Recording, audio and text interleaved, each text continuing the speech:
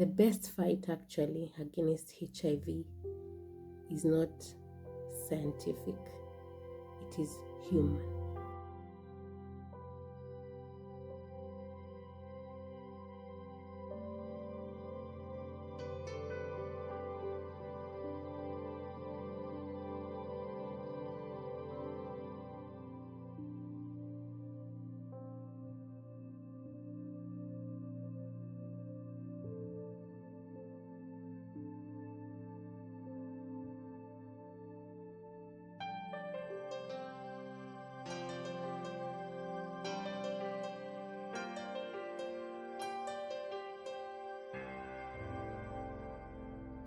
Hello and welcome back to my lab life. This is your host Lucy Mwai, and I'm so glad that you joined me today. From wherever you are watching me from, is it morning, is it afternoon, is it evening? Thank you so much for joining me. And I'm counting on your subscription vote. Yes, I want us to grow this channel so that as many people, scientists, researchers, and the general public who are interested in medical laboratory science can benefit. So kindly hit the subscribe button, like this video and other videos, and also share. Okay, so today is World AIDS Day, and it is a day of reflection, awareness, and hope. And as a scientist and someone also working as an STI, that is sexually transmitted infections innovator, this day is deeply personal to me, and that is why I'm here, just to reflect and create awareness and also hope for you and for our society. Well, this day matters a lot because we have really come from far in HIV progress.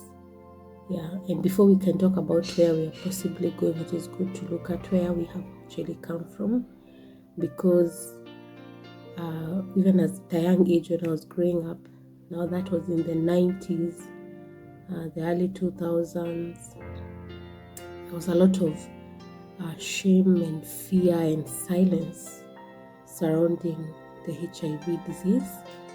In those days, because the treatments were still underway, there was a lot of scare even for patients who had HIV. And when they would progress to AIDS, it would actually generally be scary to everyone around them. And of course, even to their caregivers and to themselves, it was a daunting disease. And of course, many families lost their loved ones, children, young, and also old people. And there are also many people who suffered alone because of the silence and the stigma and the fear surrounding the disease. Many people died in silence and they could not seek any help. But it is also a story of resilience, because our science rose to the challenge, and we've had the antiretroviral drugs which have been developed over time, and they have been effective. They have been very effective in treating people with HIV, and they give them long life and healthy lives for that matter. So this World AIDS Day now therefore reminds us of where we have come from and why we must keep moving forward. So today definitely HIV is not a death sentence, and we've been realizing in the science space and clinical setup that people aren't necessarily afraid. And for a while, people are scared of reckless sexual behavior, because that was one of the main ways in which HIV was transmitted. But unfortunately, people have gone back, maybe because the antiretrovirals are working and you cannot tell somebody who has HIV. So it may not be a death sentence, but it's good to keep reminding ourselves that it is a lifelong disease that has no cure. But of course, with proper treatment, and these days we have post-exposure prophylaxis.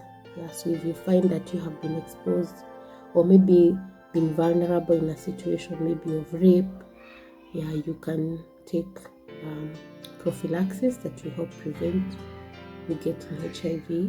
And of course, our antiretrovirals have now advanced, and once they suppress the virus to undetectable levels, it means that you actually cannot transmit the virus to your partner.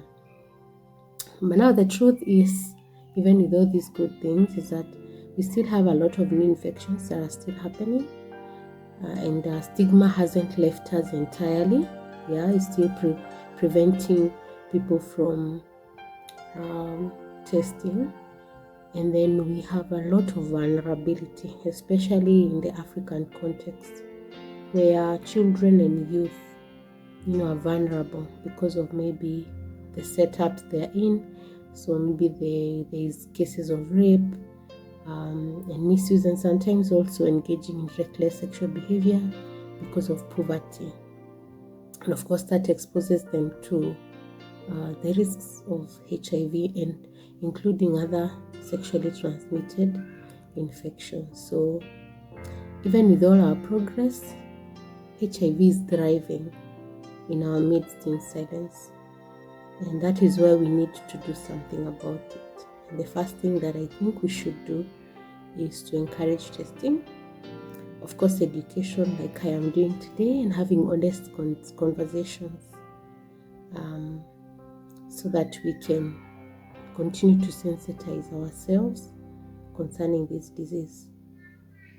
So this is what I feel that we can do for each one of us, including myself, is get tested. Because knowing your status is not about fear, it's about power. Because we now know that we also have many ways in which HIV can be transmitted, from mother to child, through transfusion, injectables, so not just sexually transmitted. So it's important to know your status, and also know the status of your partner if you are sexually active. Then, of course, use preventative measures like using protection tools, prophylaxis, because these are effective and they have been scientifically proven, so that we avoid any risk whatsoever.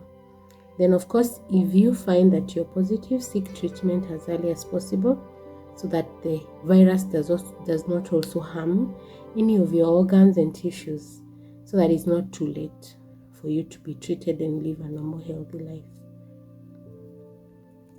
Now, one of the things that I'm glad that I can share and give this to our Kenyan community is we can choose friendly private testing solutions like we offer at my organization called xLAB Diagnostics Africa.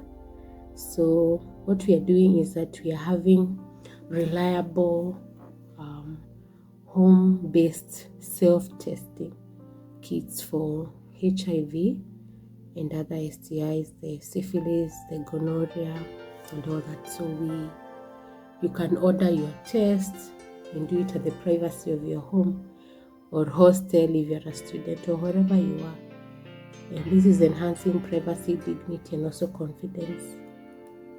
And it is about empowering you and also protecting your future.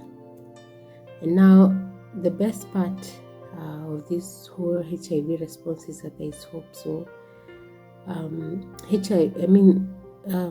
science is actually moving very fast, and I know a number of my colleagues scientists who are doing so much in the area of tackling HIV. So we are coming from long-acting HIV injectables that last for months. We also have vaccine trials that are going on, and of course these days we are also having AI-powered diagnostics.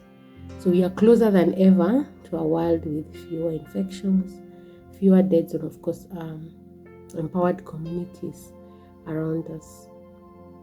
But as I finish this, I want to remind us that the best fight actually against HIV is not scientific, it is human. the best fight is not scientific, it is human. So it depends on me and it depends on you and what we are going to do. Yeah, and some of the ways in which this can happen is it being about compassion, it being about supporting people with HIV, and it being about ending stigma, and it being about testing regularly.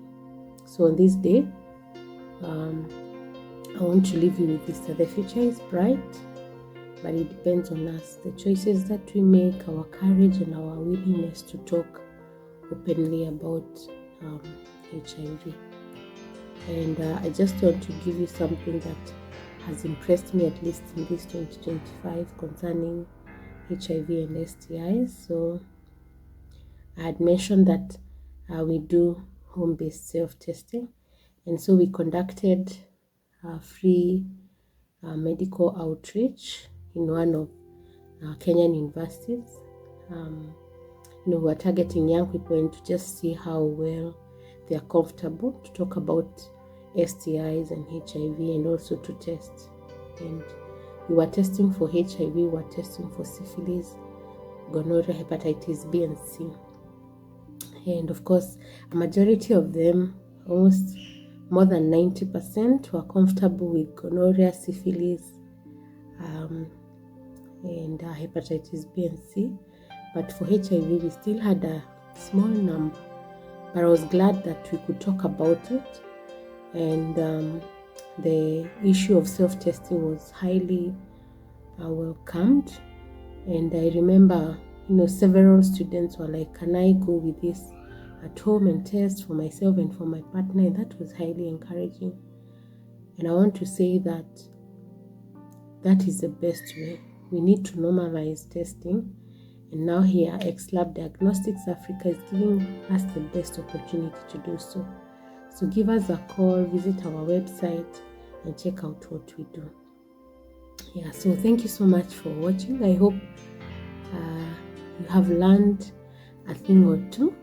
Yeah, and you can share this video with someone or your circles.